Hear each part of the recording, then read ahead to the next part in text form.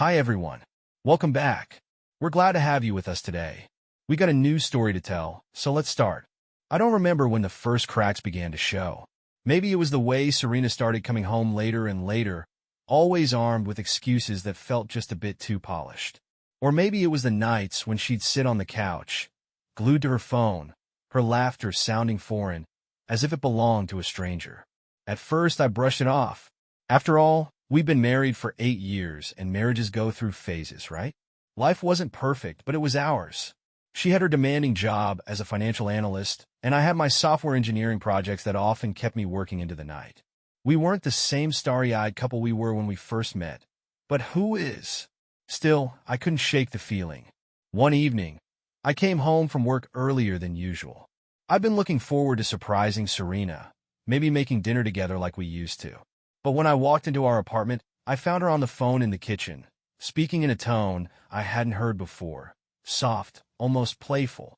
I froze just out of sight, the weight of my laptop bag suddenly feeling unbearable. "Don't worry," she said, her voice low but tinged with a smile. "He's working late again?" "Yeah, same as always." My heart sank. I stepped forward, letting the sound of my footsteps echo against the hardwood floor. She whipped around, her face morphing from relaxed to startled in an instant. "Oh, you're home early," she said, her voice a touch too bright. "Yeah," I replied, dropping my bag by the door. "Who was that?" "Just Kate from the office," she said with a shrug, her eyes darting to her phone. She slipped it into her pocket, as if she were tucking away a secret.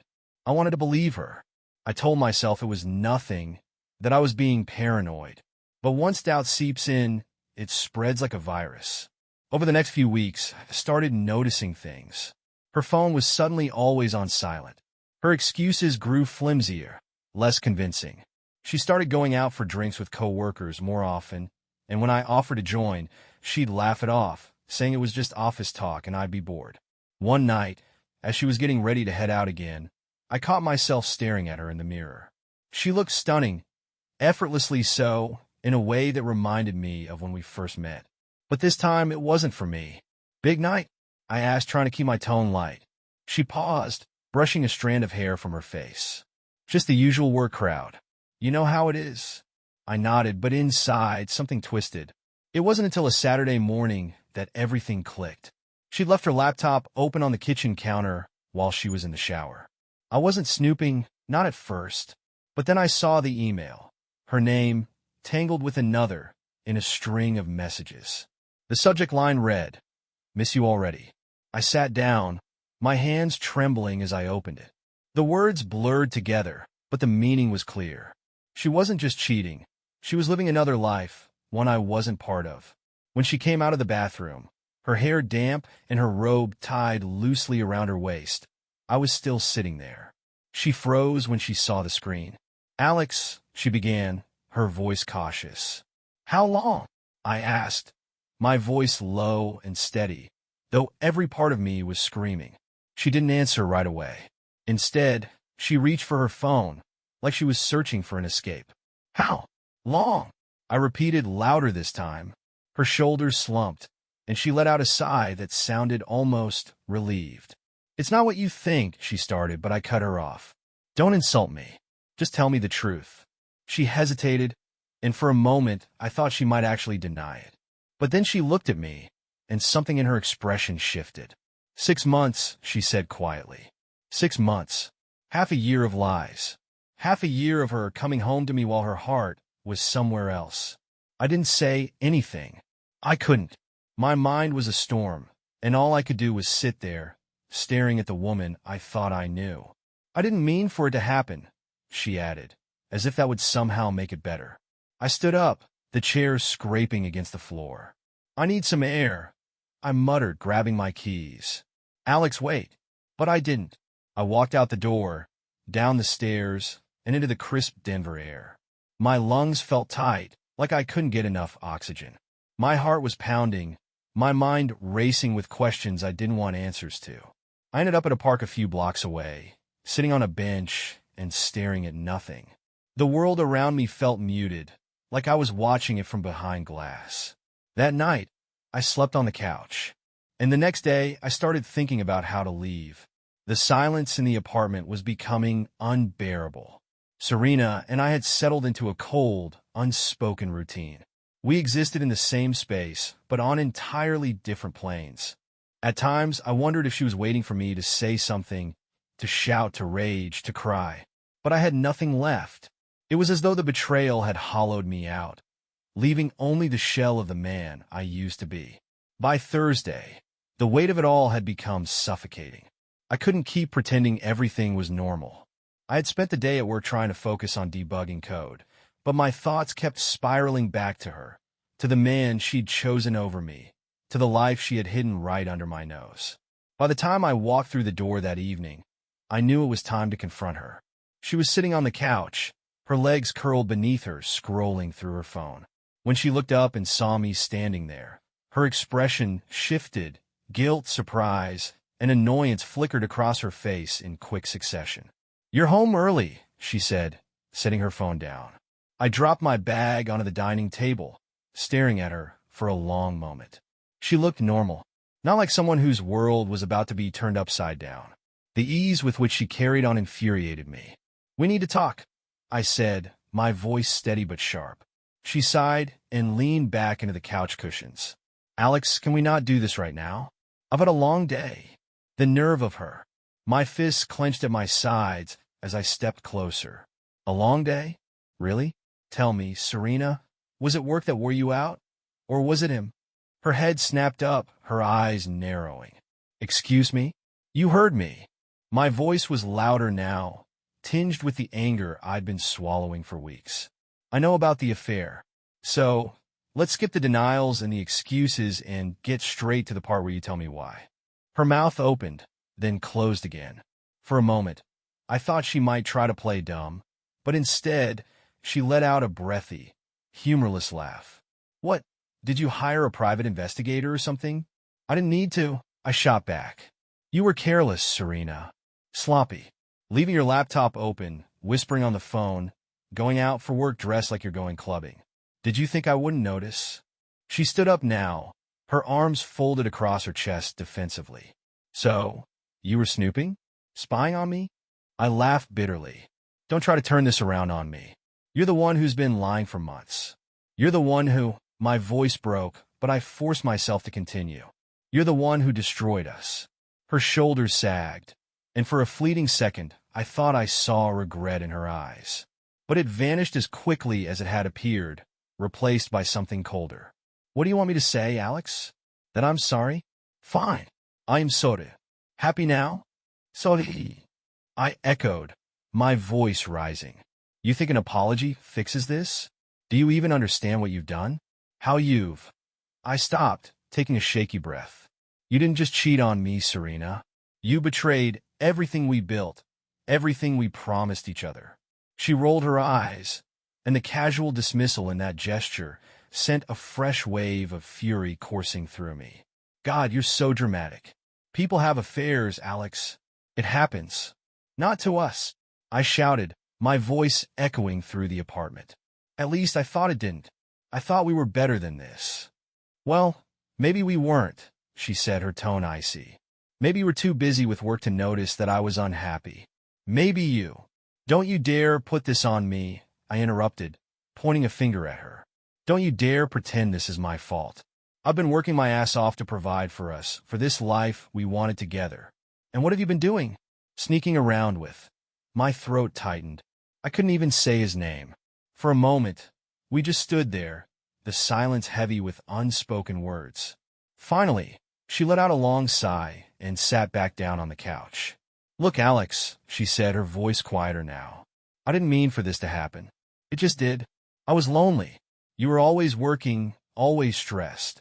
And then he came along and, I don't know. It was easy." Her words hit me like a physical blow. Easy. That's what our marriage had come down to. A convenience she could discard when something easier came along. I turned away, running a hand through my hair. "I can't do this," I muttered. "Do what?" she asked, her voice tinged with something that almost sounded like panic. "This," I said, gesturing around the room. "Us. Whatever this is, it's over, Serena. I'm done." She stood again, taking a hesitant step toward me. Alex, wait. Don't say that. We can fix this. We can go to counseling, or... No, my voice was firm, resolute. You don't get to decide that now. You made your choice. And now I'm making mine. Her face crumpled, and for the first time, I saw tears in her eyes.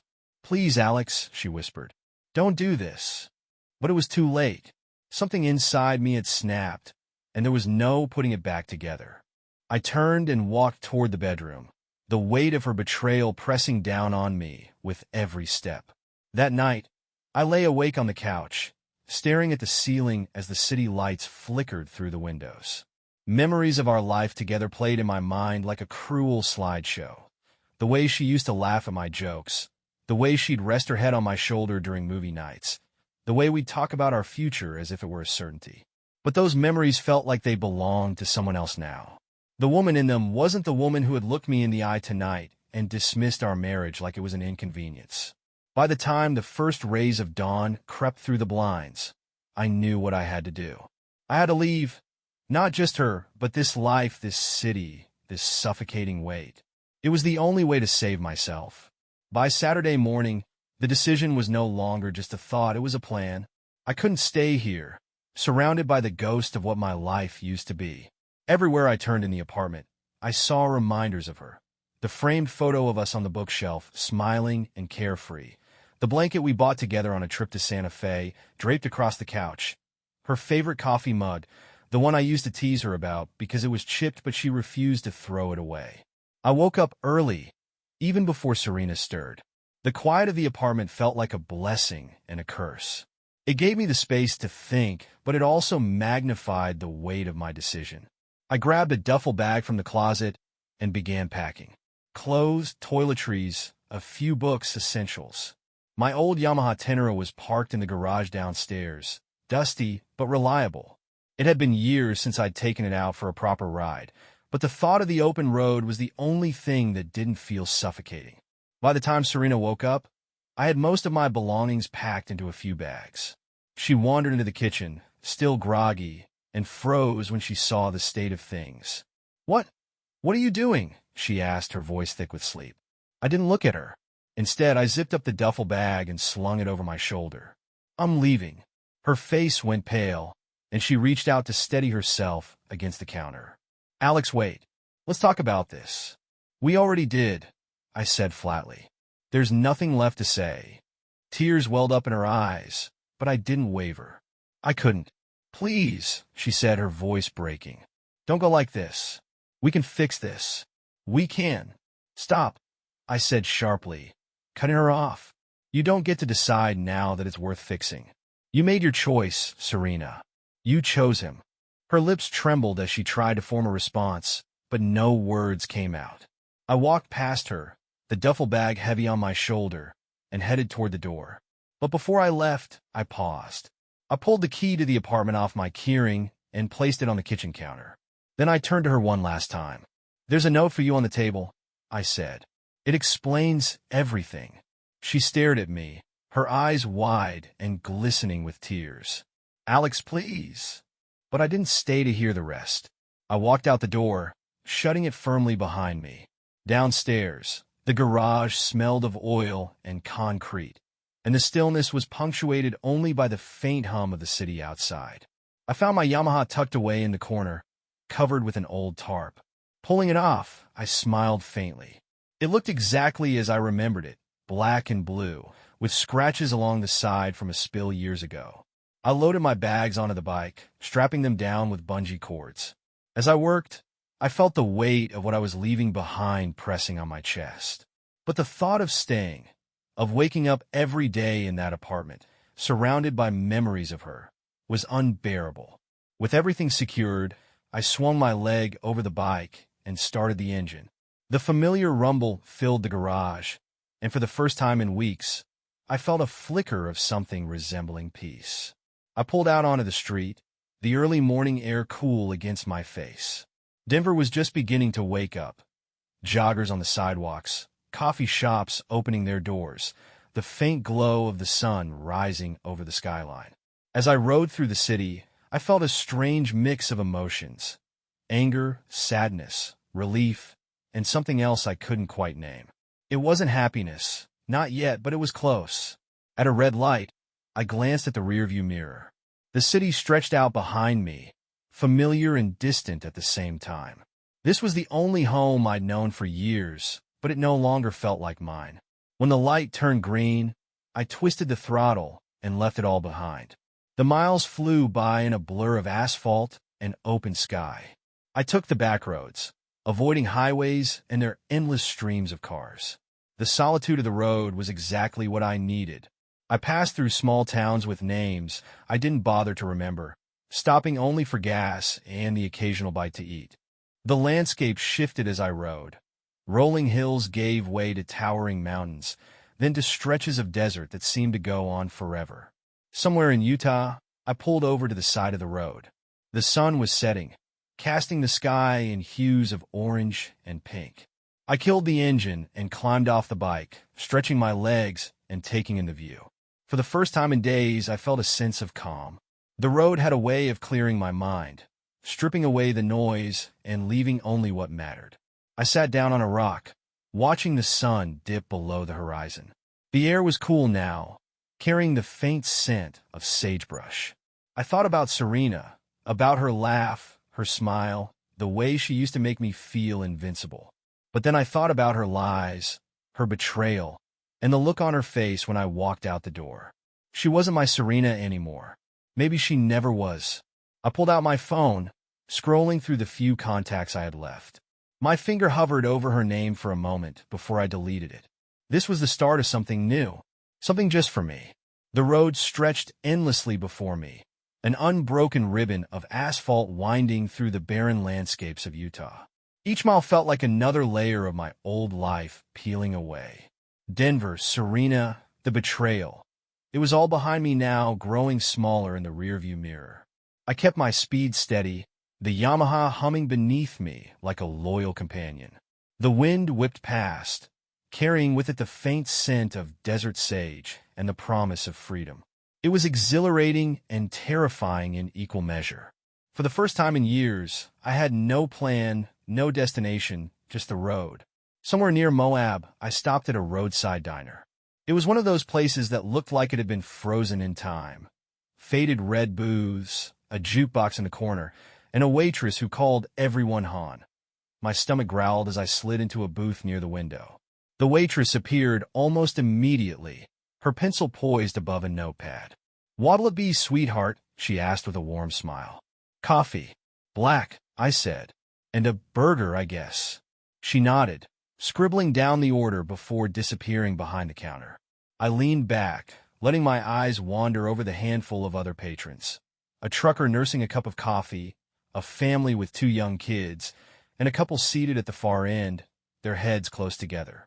I turned away, focusing instead on the view outside. The horizon was painted in shades of orange and gold, the sun sinking lower with every passing minute. It was beautiful, but it did little to quiet the storm inside me.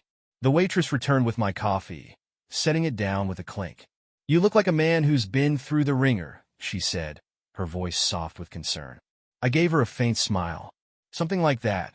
She hesitated, as if debating whether to say more, but then nodded and walked away.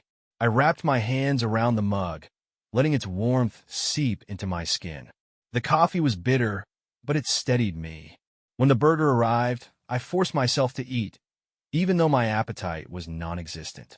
Food was fuel, and I'd need it for the road ahead. As I chewed, my thoughts drifted back to Serena. I tried to push them away, but they clung to me like a second skin. What had I done wrong? Was it the late nights at work? The missed date nights? Or was it something deeper, something broken between us that I'd been too blind to see? The questions were endless, and the answers felt out of reach. Back on the road, the sky darkened, stars beginning to dot the inky expanse above. The temperature dropped, and I pulled over to zip up my jacket. The chill in the air matched the cold knot in my chest. I decided to find a place to stop for the night. The endless riding had taken its toll, and the ache in my shoulders was impossible to ignore. A faded motel sign appeared in the distance, its neon letters flickering weakly. I pulled into the gravel lot, my tires crunching beneath me. The woman behind the counter looked up from a paperback novel as I entered. She had a kind face, framed by gray-streaked hair. "Need a room?" she asked. "Yeah," I replied, pulling out my wallet. "Just for the night." She slid a key across the counter, her gaze lingering on me. "Long day?" I nodded. "You could say that." She didn't press further, for which I was grateful. I took the key and headed to the room, my boots scuffing against the worn carpet of the hallway. The room was basic: a bed, a nightstand, and a TV that looked like it hadn't been updated since the 90s. But it was clean, and that was enough. I set my bag down and sat on the edge of the bed, staring at the floor. The silence was deafening. I thought about turning on the TV, but the idea of listening to someone else's noise felt unbearable. Instead, I grabbed my phone and scrolled aimlessly through my messages. Serena's name was still there, near the top of the list. I hadn't blocked her, though I hadn't responded to her last message either. "Please, Alex. Let's talk." I stared at the words, my thumb hovering over the screen. But I didn't reply. I couldn't. Instead, I deleted the thread, erasing the last trace of her from my phone. I woke before dawn, the faint glow of the sunrise peeking through the curtains. For a moment, I forgot where I was. The sterile motel room, the distant hum of the highway, it all felt foreign. But then the memories rushed back, sharp and unrelenting. I got dressed quickly, eager to put more distance between myself and the past. Outside, the air was crisp, the sky streaked with shades of pink and purple. I loaded my bags onto the Yamaha and started the engine, the familiar rumble filling the quiet morning. As I pulled out of the lot, I felt a strange sense of clarity. The road ahead was unknown, but it was mine to choose. For the first time in what felt like forever, I wasn't tied to anyone or anything. I wasn't running away. I was moving forward. The Pacific Northwest had always been on my bucket list. Something about the towering evergreens, the misty coastline, and the way the ocean roared against the cliffs felt like it could drown out even the loudest thoughts. After weeks on the road, I found myself crossing into Oregon, the air thick with the scent of pine and salt water. My bike rumbled along a winding coastal highway, the cliffs to my right plunging dramatically into the sea. The waves crashed below, their white caps stark against the steel-gray water. I felt the tension in my shoulders ease slightly. The scenery didn't erase the past, but it gave me something else to focus on. Something bigger, wilder, and more enduring than my own problems. By mid-afternoon, I spotted a small town nestled against the cliffs. Its weathered buildings seemed to lean into the wind, and the only sign of life was the occasional car passing through or a lone pedestrian braving the drizzle. The town's welcome sign read, "Seabrook, population 1,245. I pulled into a gas station that looked like it hadn't been updated in decades. The pump was manual, the kind where you had to flip a lever to reset the counter. I filled the tank and wandered inside, the smell of motor oil and sea air mingling with the scent of fresh coffee brewing behind the counter. The clerk, a wiry man with a thick beard, glanced up from a newspaper. "Passing through," he asked. "Something like that," I replied, digging out my wallet. "You should check out the Bluff Trail while you're here," he said, handing me my change. "Best view in town. If you got a camera, bring it. Sunset's up, there's something else." I nodded politely, though I didn't have a camera. Still, the idea of a hike sounded appealing. My legs ached from days of riding, and I could use the distraction. The Bluff Trail was easy to find, a narrow dirt path winding its way through the forest before opening up to the cliffs. The wind was stronger here, tugging at my jacket as I stepped onto the overlook. The ocean stretched out before me, endless and untamed, the waves crashing against the rocks far below. For a while, I just stood there, letting the wind whip through my hair and the sound of the surf fill the silence. But then I noticed I wasn't alone. A woman was perched on a large rock near the edge, her long coat fluttering like a flag. She had a sketch pad balanced on her knees, her hand moving quickly across the page.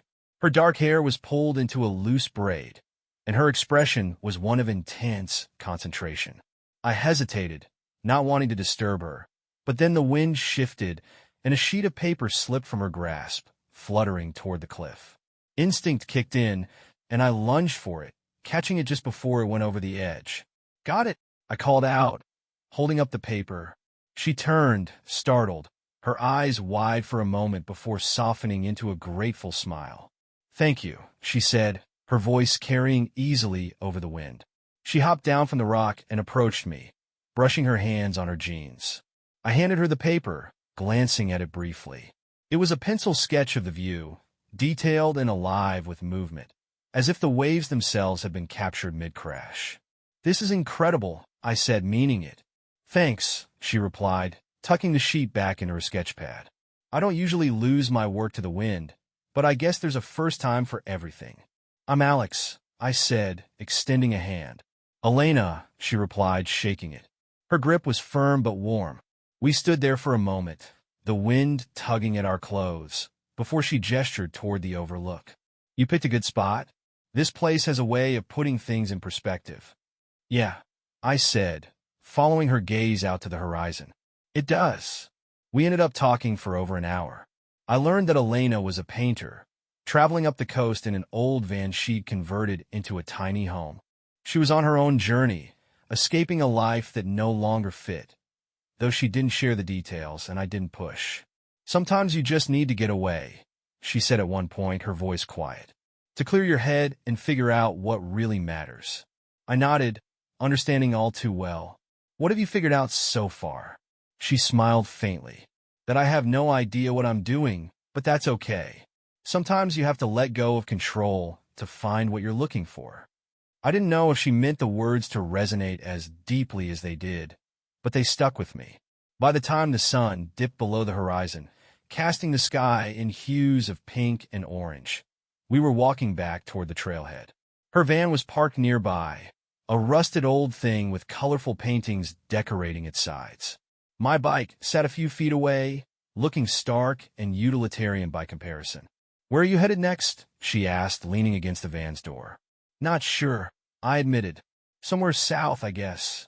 "Same here," she said, a thoughtful look crossing her face. "Maybe we'll cross paths again." "Maybe," I said, though the idea of traveling with someone, of sharing this journey, lingered in my mind longer than I expected. She opened the van door, climbing inside. "Safe travels, Alex." "You too, Elena," I replied, starting my bike.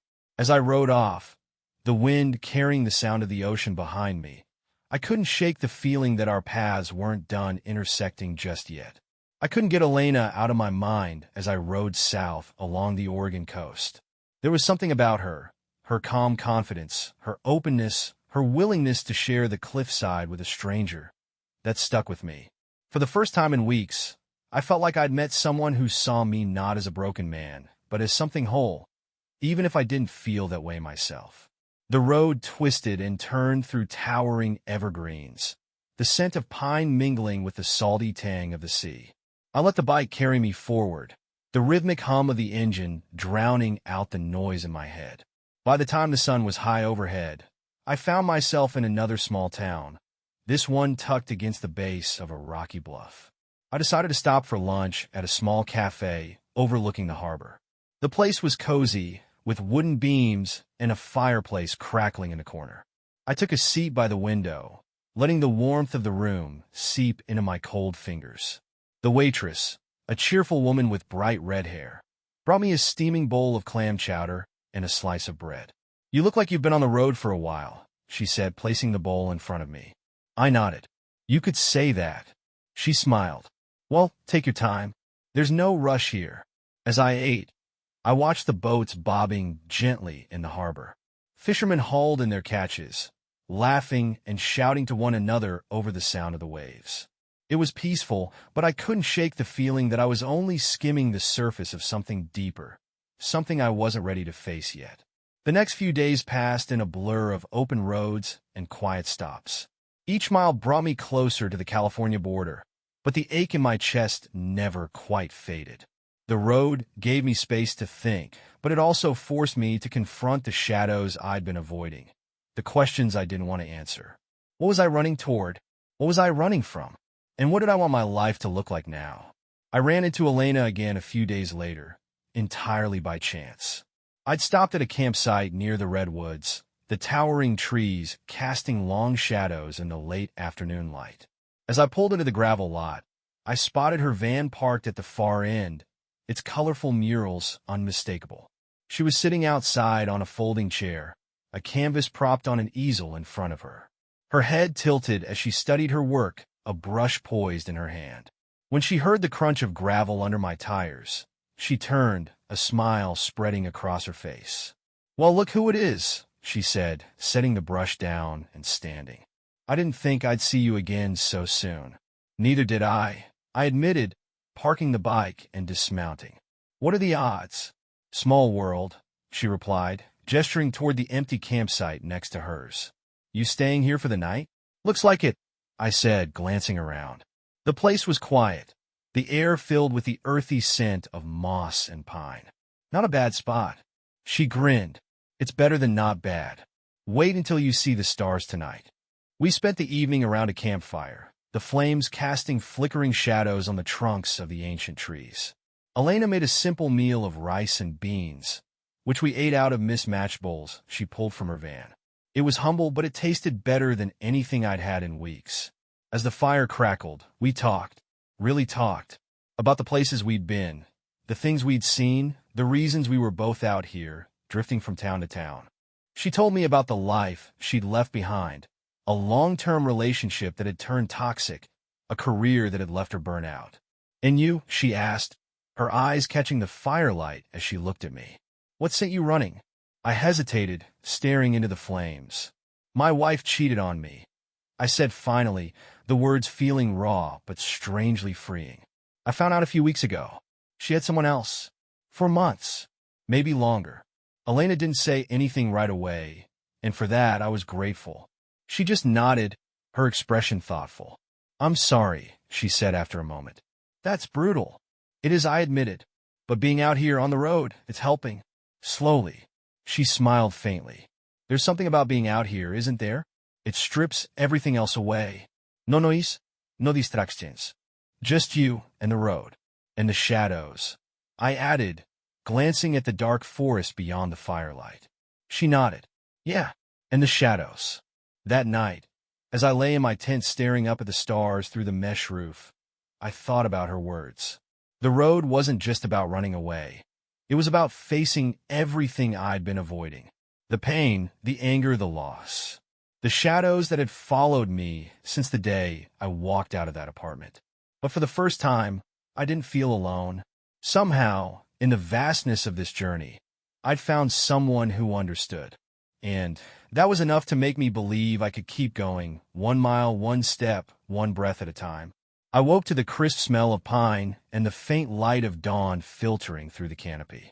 The forest was still, except for the occasional rustle of wind through the redwoods.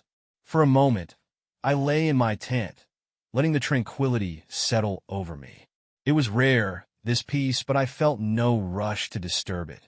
When I finally stepped out, the campsite was quiet. The fire pit held the remnants of last night's flames, faint wisps of smoke curling upward. Nearby, Elena was already awake, perched on a rock with her sketch pad in her lap.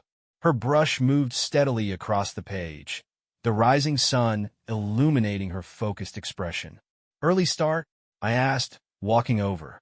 She turned and smiled, setting the brush down. "Couldn't sleep. The light's too good to waste." I glanced at her work, a half-finished painting of the towering trees and the morning sky beyond them. It was beautiful, alive with depth and color. "Looks amazing," I said. "Thanks," she replied. "What about you? Did you sleep?" I nodded faintly. "A little. Not bad for a tent." She laughed softly, and we settled into a comfortable silence, watching as the sunlight crept through the forest. The weight that had clung to me for weeks felt a little lighter this morning, though I couldn't explain why. Maybe it was the trees, or the road, or the steady presence of someone who didn't ask for more than I could give. After breakfast, we packed up camp. Elena's van was already half-loaded when I strapped my bags back onto the Yamaha. As I worked, she leaned against the van, watching me with a faint smile. "Where to next?" she asked. I shrugged, tightening a strap. "South, I guess. No real plan. Same, she said, brushing a strand of hair from her face. Thinking of following the coast for a bit. The thought lingered in the air between us. I knew what she was really asking, but I hesitated. Traveling together would mean sharing more than just the road. It would mean opening up, and I wasn't sure I was ready for that. I'm not great company, I said finally, trying to deflect. Elena grinet. Neither am I. Guess that makes us a good match. Despite myself, I laughed. She had a way of cutting through my walls without forcing them down. Fair enough. We ended up riding together. Her van followed my bike down the winding coastal highway, the ocean glittering to our right. The rhythm of the road felt different now. Not lonelier, exactly, but more purposeful. We stopped often, at hidden beaches or tiny roadside diners. And though we didn't say much, the silence between us was easy. At one stop, a bluff overlooking the ocean, Elena set up her easel again. I watched her paint for a while before wandering to the edge of the cliff. The wind whipped past me, carrying the briny scent of the sea. The waves crashed below, relentless and unchanging, as if they'd been doing this dance for centuries. It's humbling, isn't it? Elena said, appearing beside me. Her hands were smudged with paint, but she didn't seem to notice. Yeah, I said, staring out at the horizon.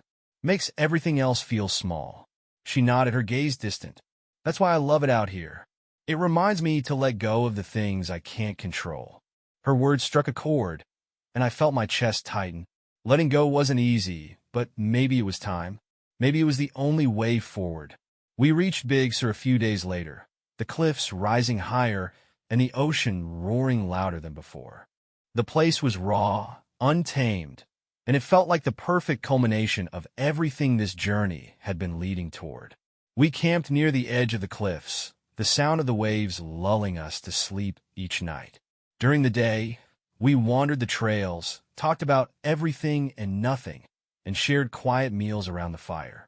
It was simple, but it was enough. One evening, as the sun dipped low, Elena turned to me. So, what's next for you? I stared at the horizon, the colors bleeding together in shades of gold and pink. I don't know, I admitted, but I think I'm ready to figure it out. She smiled softly. That's a good place to start. And you? I asked. She hesitated, then shrugged. I'll keep going, I guess. See where the road takes me. Her answer was vague, but it felt honest. Neither of us was ready to make promises or plans. The road wasn't about that. It was about finding ourselves piece by piece, mile by mile. The next morning, the time came to part ways.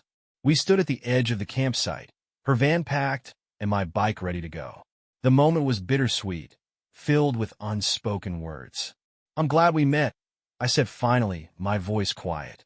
Me too, she replied, her smile tinged with sadness.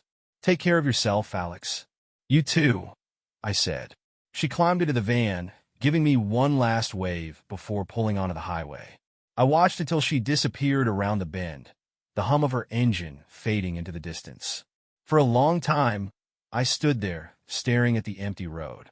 Then I climbed onto my bike, the engine roaring to life beneath me. The sun was rising, and the horizon stretched endlessly ahead, full of possibility. This was my journey now, mine to shape, mine to own. And for the first time, I felt ready. I twisted the throttle, and the road welcomed me back.